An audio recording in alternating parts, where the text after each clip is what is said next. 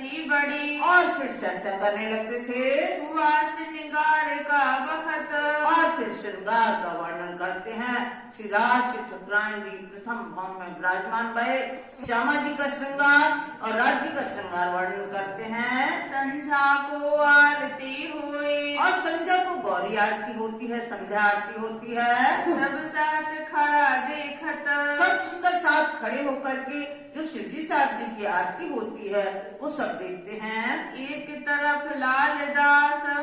एक तरफ लालदास खड़े होते हैं। दूजी भवानी भट्ट। दूसरी तरफ भवानी भट्ट खड़े होते हैं। चर्चा पुराण भागवत की। अब यहाँ दोनों चर्चा होती थी। पुराण को संभालते थे लालदास जी और भागवत को संभालते थे भवानी भट्ट।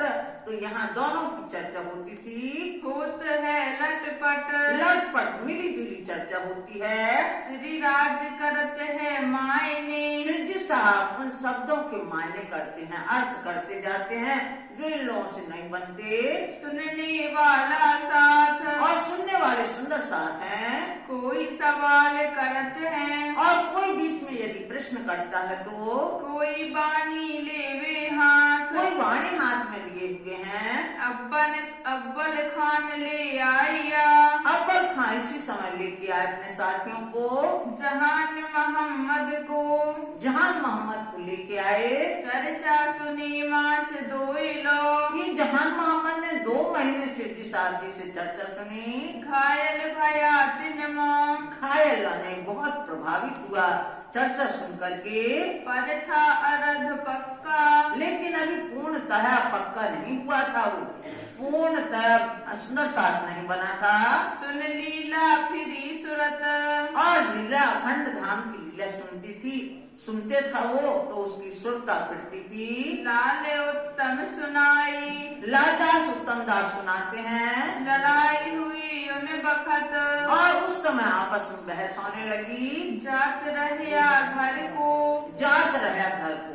ये जहान मोहम्मद 2 महीने सुनने के बाद भी वो झुंझला जाता है कि मैं इतने समय से चर्चा सुनता हूँ, मेरी आत्मा जागृत नहीं हो रही है, अब मुझे सुनने नहीं आता है, आना है। ऐसे बहस करके अपने घर चला जाता है। कब होना ले जल। अब मैं कभी जल नहीं ग्रहण करूँगा जब तक मेरी आत्मा जागृत नहीं होगी। मैं 2 मास मेहनत करी। मैंने 2 महीने परिश्रम करके चर्चा सुनी है। भई ना रूह निर्मल। हमारी आत्मा अभी तक पवित्र नहीं हुई। उत्तम दास अर्ज करी। अब उत्तम दास ने शिवजी साहब जी से विनती की कि जहान मोहम्मद को हम घर से बुला लाएं। बुलाए लिया मोहम्मद जहान। जहान मोहम्मद को मैं बुला लाऊं। बरजा श्री जी साहिब जी ने। शिवजी साहब जी ने मना किया कि नहीं, तुम्हें जाने की जरूरत नहीं है। उसने यहाँ 2 महीने चर्चा सुनी है, वो स्वयं परेशान होगा, उसका मन यही है, भले वो शरीर से वहाँ चला गया है, वो वापस यहाँ आएगा। इन सुनी चर्चा कान। इसने अपने कानों से चर्चा सुनी है यहाँ। सो दुचिताई हो गई। सो वो व्यग्र हो गया है, वो एकदम भावुक हो गया है और वो तुरंत यहाँ आ जाएगा। रही ना सके घर में। वो घर में स्थिर रहने वाला नहीं है। जो भी एक बार शिवजी साहब जी की चर्चा सुन लेता था उसका मन यहीं रहता था और वापस सुनने आते थे तो वो भी अपने घर से वापस यहाँ आएगा। रात को उठ दौड़ेगा। और सुबह होते ही यहाँ आएगा। विचार करने लगे दिल से। और ये दिल से विचार करने लगे। दिन दूसरे आया। और दूसरा दिन होते ही वो आ गया जहान मोहम्मद। श्री जी साहिब जी के पास। शिवजी साहब जी के पास आया। मुझे क्यों ना समझावत। और अपना मन जो उसमें आत्मग्लानि भरी हुई थी, दुख भरा हुआ था, वो कहने लगा शिवजी साहब जी से कि आप मुझे क्यों नहीं समझाते हो, हमारी आत्मा पवित्र क्यों नहीं हो रही है। मोहे है कदमों की आस। आपके चरणों की तमन्ना है हमें, हम आपके पास ही रहना चाहते हैं, हमारी आत्मा जागृति कीजिए आप। तब श्री जी साहिब जी कहा। तब शिवजी साहब जी ने कहा, एक 8 दिन दे उचित। तुम केवल 8 दिन बड़े ध्यान से चर्चा सुनो। सुबह और शाम ये चर्चा सुनो, फिर देखो क्या होता है। सो भी एक पहर, सो एक पहर यानी 3 घंटा बैठ के सुनो, देख कैसा हो बेत, देखो क्या प्रभाव पड़ता है तुम्हारे ऊपर। आया चर्चा सुनने, अब जहान मोहम्मद चर्चा सुनने आने लगे, सवाल किया एक इत, और उसने एक प्रश्न किया, मुर्दे क्यों कर उठेंगे। उसने प्रश्न किया क्योंकि वो भी ज्ञाता था, कुरान का ज्ञानी था वो। उसने प्रश्न किया सिद्दी साहब जी से कि कुरान में जो संकेत लिखा है कि कब्रों से मुर्दे उठेंगे, वो कैसे उठ जाएंगे कब्रों से मुर्दे। बखत रोज क्यामत, जो आत्म जागृति का समय होगा तो कब्रों से मुर्दे उठेंगे, वो कैसे उठेंगे। दिया जवाब श्री जी साहिब जी, सिद्दी साहब जी ने उसका जवाब दिया, कार्ड दिखाया बीच फिर कान, कुरान में वो प्रसंग दिखा दिया कि किस तरह से कब्रों से मुर्दे उठेंगे। ये कब्र क्या है, शरीर रूपी हमारी कब्र है। इसके अंदर जो हमारी आत्मा है वो सुसुप्त है, यानी वो अज्ञान भरा हुआ है। उसके ऊपर काम, क्रोध, लोभ, मोह, अहंकार परतें बिछी हुई हैं, जिसके कारण हमारी आत्मा जागृत नहीं होती है। और जब आत्मा जागृत हो जाएगी तो शरीर रूपी कब्र से मुर्दों का उठना होगा। इस तरह से मुर्दे उठेंगे जब उनकी आत्मा जागृत हो जाएगी, क़यामत के समय यानी आत्म जागृति के समय। दुनी करी किन वास्ते, अब फिर उसने दूसरा प्रश्न किया, ये दुनिया किसके लिए बनी है। सो कर दे पहचान, सो सिद्दी साहब जी ने कुरान के माध्यम से पहचान कर दी है कि ब्रह्म सृष्टियों के कारण ये संसार बना, ये माया का खेल बना। इसक रवद के वास्ते, जो परमधाम में इश्क रवद संवाद किया, प्रेम संवाद हुआ धनी से श्यामा जी का, ब्रह्मात्माओं का कि हमारा प्रेम बड़ा है। श्यामा जी कहती हमारा प्रेम बड़ा है, राज जी कहती हमारा प्रेम बड़ा है। उनको ज्ञान तो था नहीं, धनी की पातशाही का ज्ञान नहीं था, धनी के इश्क का ज्ञान नहीं था, इसलिए रोज ये होता था संवाद कि हाँ किसका प्रेम बड़ा है, यही होता रहता था वहाँ। उतर आए मोमिन, अब चूंकि वहाँ निरूपण नहीं हो सकता था, वहाँ तो एक दिली है, वहाँ 2 बातें नहीं हो सकती, इसलिए ये निरूपण करने के लिए अलग भेजना पड़ेगा।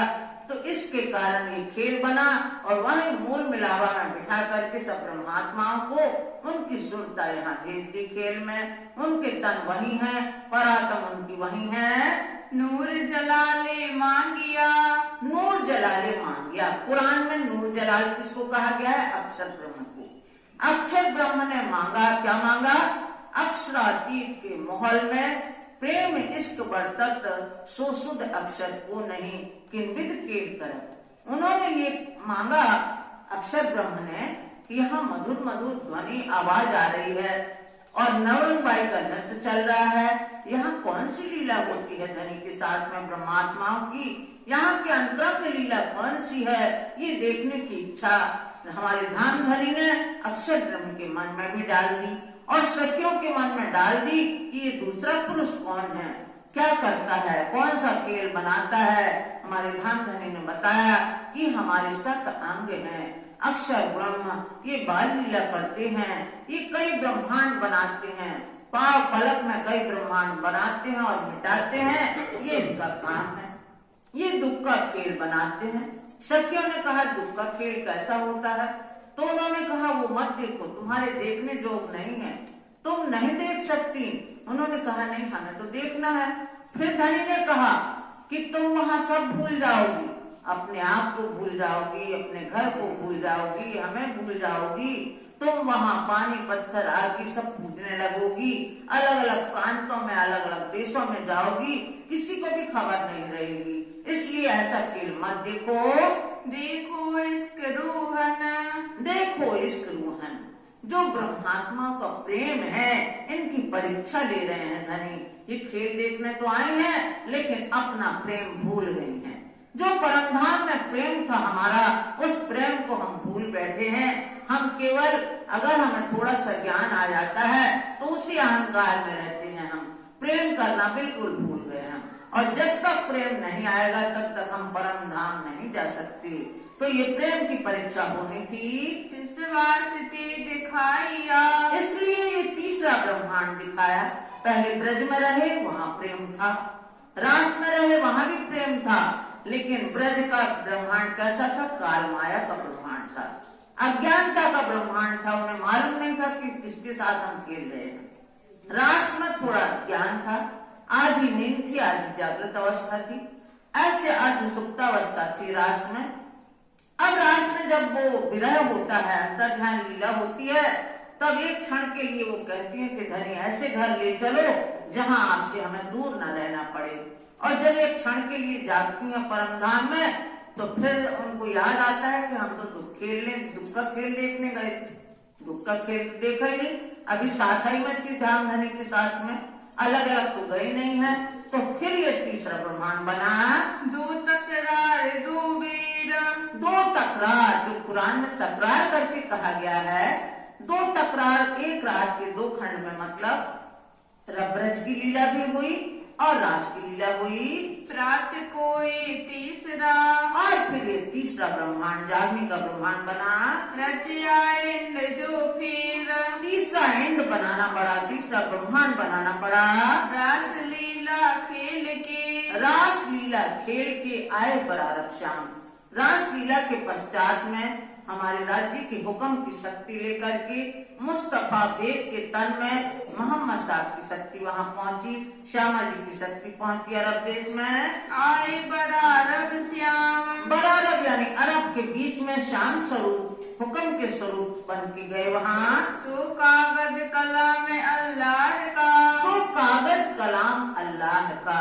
कौन सा कागज? कुरान शरीफ। जो 90,000 धर्म में बातें हुई थी, धनी ने जो बातें की उनसे महराज में साक्षात्कार में, तो कुरान के रूप में हमारा पत्र लेके आए। लाई मोहम्मद अलैहि सलाम, परमात्मा की कृपा पात्र मोहम्मद साहब लेके आए वो कागज, हमारा पत्र।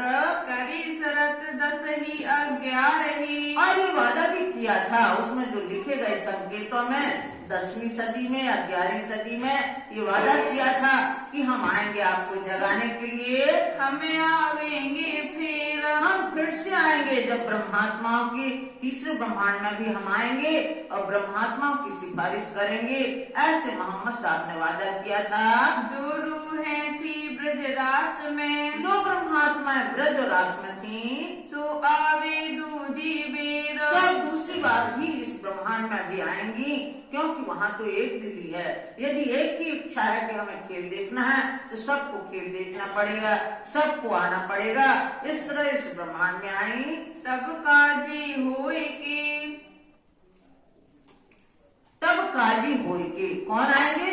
हक्की स्वरूप मोहम्मद श्री प्राणनाथ कजा के तट पर विराजमान होकर के न्यायाधीश बन के, काजी माने न्यायाधीश, न्यायाधीश बन के सबका न्याय करेंगे, हिसाब लेवे हक, सबका हिसाब लेंगे, सब सत्य न्याय करेंगे। सिफायत मोमिनों की, और मोमिनों की सिफारिश करने के लिए मोहम्मद साहब आएंगे उस समय। करी मोहम्मद बुजरक, जो श्रेष्ठ है मोहम्मद, कौन? इमाम मेहदी स्वरूप, हक्की स्वरूप मोहम्मद श्री प्राणनाथ जी ब्रह्मात्मा की सिफारिश करेंगे। अकले भाई लोक में, अकले भाई लोक में यानी सद्बुद्धि का ज्ञान आएगा। सब होवे एक दिन, और तब एक धर्म होगा संसार में। 14 तब कौमिने, 14 लोगों में ये ज्ञान फैलेगा। सब ल्यावे आकीन, सब इस ज्ञान पर विश्वास लाएंगे। अक्षर अक्षरातीत बिना, और अक्षर अक्षरातीत बिना, जो कि ये ज्ञान आज तक संसार में नहीं आया। पूर्ण ब्रह्म परमात्मा का ये ब्रह्म ज्ञान जो संसार में नहीं आया, और इनके आने से, ब्रह्मात्माओं के आने से, मोहम्मद श्री प्राणनाथ जी के आने से तारतम्य ज्ञान आ जाने के कारण ये सब संसार के लोग अक्षर ब्रह्म की बातें और अक्षरातीत ब्रह्म की बातें भी जान जाएंगे। रहे न कोई और किसी की ख्वाहिश, किसी की तमन्ना और ज्ञान प्राप्त करने की नहीं होगी। नूर और नूर तजल्ला, नूर और नूर तजल्ला, नूर यानी अक्षर ब्रह्म और नूर तजल्ला यानी अक्षरातीत ब्रह्म, इसके बिना जाहिर हुए सब ठोर। ये अक्षर ब्रह्म और अक्षरातीत ब्रह्म इस संसार में वाणी के द्वारा जाहिर होंगे। जब नींद उड़ी नूर जलाल की, और नूर जलाल जो अक्षर ब्रह्म है वो भी स्वप्न देख रहे हैं, क्योंकि उन्हें भी तो देखना था परम धाम का ज्ञान, उन्हें भी परम धाम की लीला का दर्शन करना था, तो वो जाहिर में तो हो नहीं सकता। उनको भी स्वप्न दे दिया राज जी महाराज ने, उनके ऊपर भी हुक्म का परामर्श का आवरण डाल दिया, तो वो भी स्वप्न में जो जाहिर में खेल बनाते थे वो स्वप्न में ब्रह्मांड बना करके खुद स्वप्न देखने लगे। तो वो जो देख रहे हैं, जब उनकी नींद उड़ेगी, जब वो जागृत होंगे, तब सोचेंगे कि मैं क्या देख रहा था, और उनकी जो अंतःकरण है उसमें आठों बहिष्ठ कायम हो जाएंगे, अखंड मुक्ति स्थान बन जाएंगे। उठ बैठे अक्षर, अक्षर ब्रह्म जब जागृत होंगे तब धाम को याद करे। तब धाम को याद करेंगे कि कौन सी लीला देखी हमने, चित चुभे यों कर। इस तरह से अंकित हो जाएगा उनके हृदय में, क्योंकि अखंड में वो भी है, वो अखंड हो जाएंगी लीला। मोबिन मिलावे को, और मोमिन मिलावा का इस तरह से ब्रह्मात्मा भी जागृत होंगी। फिर जब ये करे याद, जब मोमिन का मिलावा जो ब्रह्मात्मा के साथ में लीला की है अक्षर ब्रह्म ने कृष्ण रूप में, तो वो याद करेंगे जब, तो तब आठों भ्रष्ट की, तो आत्मा बहिष्ठ जो आठ मुक्ति स्थल है वो खड़ी हो जाएंगी। उठ खड़ी बुनियाद, बुनियाद जो शुरू से पहले चार बहिष्ठ थी, महामती श्री प्राणनाथ जी के बाद आने से चार बहिष्ठें और बन गई। ऐसे आठ मुक्ति स्थान सबके लिए होंगे, संसार के सब जीवों को अखंड सुख प्राप्त होगा। जो ईमान लाएगी, जो ईमान लाएगा सोवे बीच कबर, सोवे बीच कवर, यानी कि जिसकी मृत्यु भी हो जाती है लेकिन वो अपने धर्म पे ईमान लाया है, उसको ज्ञान है अपने धर्म का, और जो विश्वास ला करके और चला भी जाता है संसार से, लेकिन उसकी आत्मा जागृत होगी, सब ब्रह्मात्मा में मिलेंगी और उसको मुक्ति फल प्राप्त होगा। सोच भी नूर के चित्त में, वो भी नूर के चित्त में चुभेगी, यानी कि अक्षर ब्रह्म के हृदय में वो भी अंकित हो जाएगी, वो कहीं अलग नहीं जाएगी। भूले नहीं क्यों ये कर, किसी तरह किसी को भी, किसी भी जीवात्मा को नहीं भूलेंगे वो। यों उठेंगे मुर्दे, इस प्रकार से मुर्दे उठेंगे, भले ही कब्र में सो जाएं, लेकिन उनकी आत्म जागृति होगी। कब्रों से क्यामत, कब्रों से क्यामत के समय में शरीर रूपी कब्र से आत्मा रूपी जागृति होगी, वही कब्रों से मुर्दों का उठना है। तिन समय की रामत, उस समय की रामत जो उस समय आनंद होगा। करी मोहम्मद मोहम्मद ने आखिरी मोहम्मद श्री प्राणनाथ जी ने की संसार में ये दरवाजा खोलते, और अखंड परमधाम का दरवाजा खोलते, जो से आया जोर, और ये सब ज्ञान कह ही रहे थे कि लोगों को जोश आने लगा। तब दज्जाल कांपिया, और जो जिनको ज्ञान नहीं था वो भयभीत होने लगे, करने लगा शोर, शोर करने लगे, आपस में बातें करने लगे अनर्गल। लिया दिन तीसरे दिन कौन सुन रहे हैं? जहान मोहम्मद सुन रहे हैं, 3 घंटे सुन रहे हैं। तीसरे दिन सुनते ही जहान मोहम्मद की मान ले आया श्री जी की वाणी पर, हकीकत मार्फत की, उसको हकीकत मार्फत के दरवाजे खुल गए उसके लिए। हकीकत माने सत्य ज्ञान, वास्तविक ज्ञान, वो और मार्फत यानी वहाँ की अंतरंग लीला का, ये सब उसको ज्ञान होने लगा। हो गई पहचान, उसको हकीकत मार्फत की पहचान हो गई। आवत जहान मोहम्मद, आवत जहान मोहम्मद आते हैं, और अव्वल खान, इनके साथ में अव्वल खां आते हैं, और मिहीन आबही, मिहिन खां भी आते हैं, चर्चा सुनते हैं। बैठे चर्चा में नित्यान, प्रतिदिन का नियम था, बैठते हैं तीनों साथी। और मुसलमान आबही, और भी मुसलमान आते हैं चर्चा सुनने। सब चर्चा सुने, सब चर्चा सुनते हैं श्री जी साहब जी की। तामे जहान मोहम्मद को, उनमें जहान मोहम्मद को जो से आवे न समय, इस समय जैसे श्री जी साहब परम धाम का नाम लेते हैं उसको जोश आ जाता है, आवेश आता है। श्री राज पकड़े इनको, श्री राज इसको थमाते हैं, सांत्वना देते हैं कि भाई तुम परम धाम की भी ब्रह्मात्मा हो, तुम मत घबराओ। सिर पर धरे हाथ, उनके सिर पर हाथ रखते हैं, दिलासा बड़ी करे, बड़ी सांत्वना दिलासा देते हैं, ढांढस बंधाते हैं। तू है हमारा साथ, तुम कोई अन्य नहीं, हमारे ही साथी हो तुम। फिर सावधान हो रही, फिर वह सतर्क होकर सुनने लगता है। जब सुने नाम लाहूत, जब लाहूत का नाम सुनता है, वो लाहूत माने भी परम धाम है और दिव्य ब्रह्मपुर माने भी परम धाम है, अर्श अजीब माने भी परम धाम है।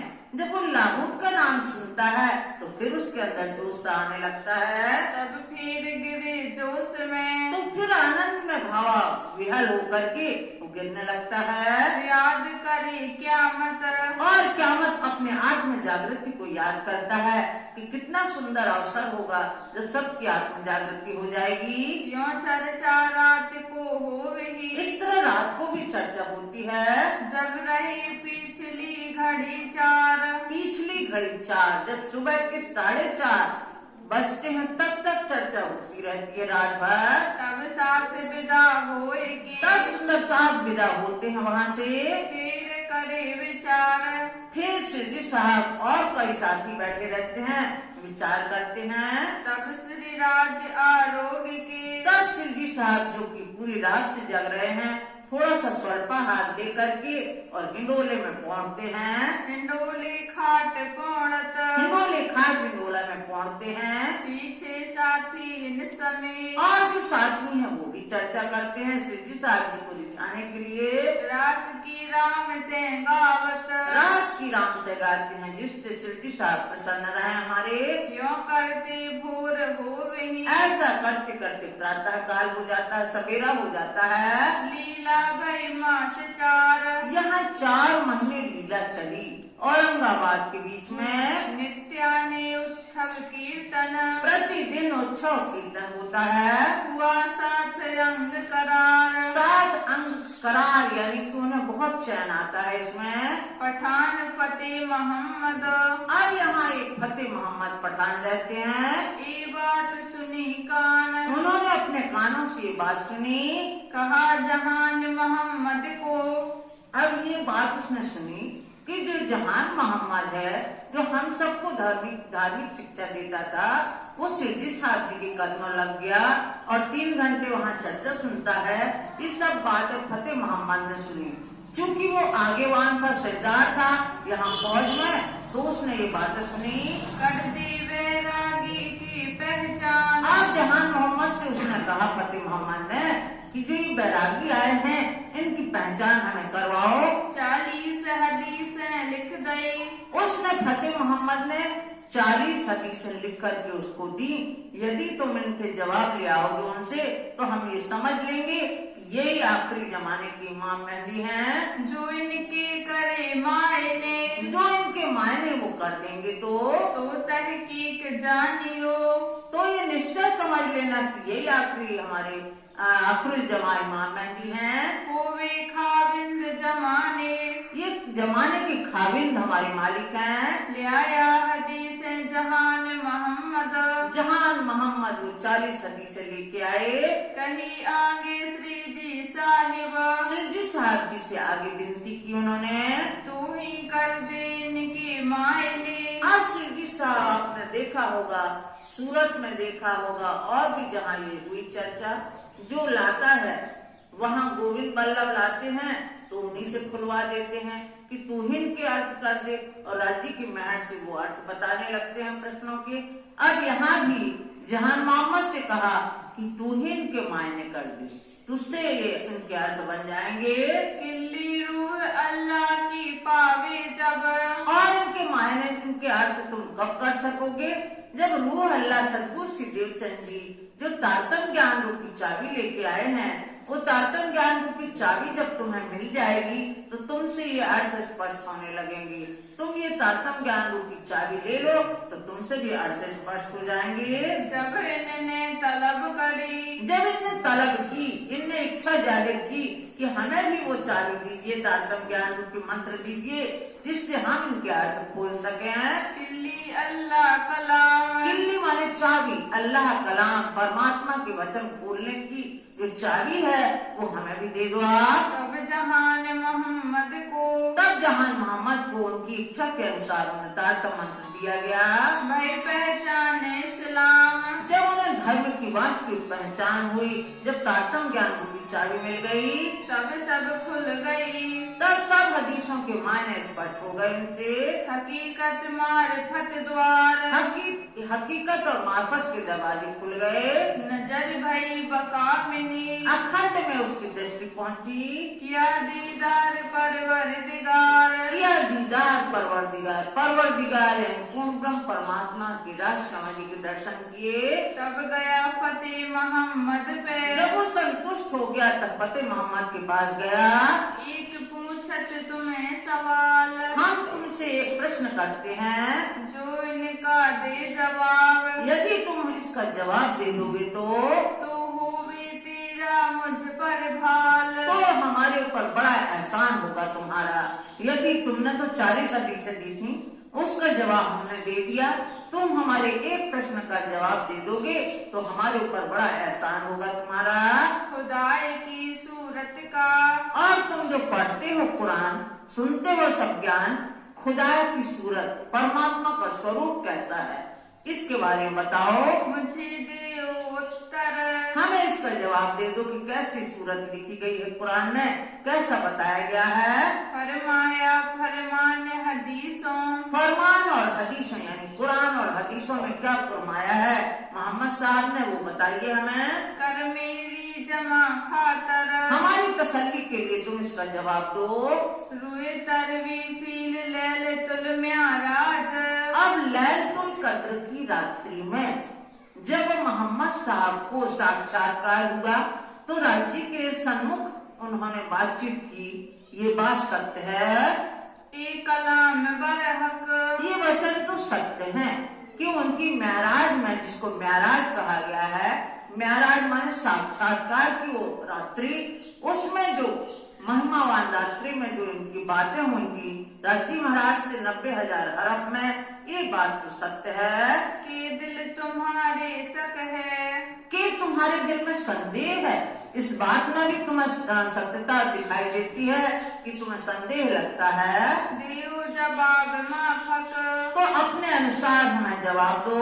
तब फतेह मोहम्मद कहा, तब फतेह मोहम्मद ने कहा, इनमें ना कछु शक, इसमें हमें कोई संदेह नहीं है। जो तुमने कहा कि महराज में बातें हुई वहाँ राजी महाराज से, इसमें हमें कोई संदेह नहीं है। पर जाहिर कर हम ना सके, लेकिन हम अभी जाहिर नहीं कर सकते, प्रचार प्रसार नहीं कर सकते हम। सरा जाहिर परस्त बुजरक, क्योंकि सराय का जो कर्म कांड का बोलबाला है औरंगजेब बादशाह का, जो इस्लाम का जो सराय पे चलने वाले मुसलमान हैं, सब में ये बातें जो समाई हुई हैं और बादशाह का भय है सबके अंदर। सो हमको मारत, सो हमको मारत, ये लोक लाज मर्यादा है जो कर्म कांड की, ये हमें नहीं रहने देगी। किस वास्ते कहो ना जाए, इसलिए हम इसको जाहिर नहीं कर सकते। हदीसों भाई मायने, और हदीसों के जो मायने हो गए थे, अब तुम्हारा क्या बसाए। अब तुम क्या कहते हो बताइए, हमने हदीसों के भी मायने कह दिए। तब फतेह मोहम्मद फिर कहा, तब फतेह मोहम्मद ने फिर से कहा, जो लो पातशाह न आवे बीच दीन। अब वो कहने लगा, जब तक बादशाह औरंगजेब इस धर्म में इनके साथ में नहीं आ जाता तब तक हम लोग जाहिर नहीं कर सकते। तो लो आंगा हम क्यों करें, तो उसके आगे हम ये बात जाहिर नहीं कर सकते, क्योंकि हम उन्हीं की सेवक हैं और हमें तो पहले ही वो मार डालेगा यदि उनके विरोध में हम आवाज उठाएंगे। तो पहले क्यों आवे यकीन। इसलिए हम उनके पहले क्यों यकीन लाएं, विश्वास क्यों लाएं, जबकि हम जानते हैं कि ये बातें सत्य हैं, फिर भी हम ये सबके सामने इसमें सहमति नहीं दे सकते। तब जहान मोहम्मद कहा, तब जहान मोहम्मद ने कहा, तुम्हारा ईमान ऊपर सुल्तान। तब जहान मोहम्मद ने कहा, जो परमात्मा के बंदे हैं सिरजी साहब, इन पे तुम्हारा विश्वास नहीं है, जिनको तुम इमाम मेहदी स्वरूप ही मान रहे हो, तुम्हारा इमाम मेहदी स्वरूप पर विश्वास नहीं है, तुम्हारा औरंगजेब बादशाह पे विश्वास है। ये बात सिद्ध होती है इससे। तो ऐसा तुम क्यों कहो।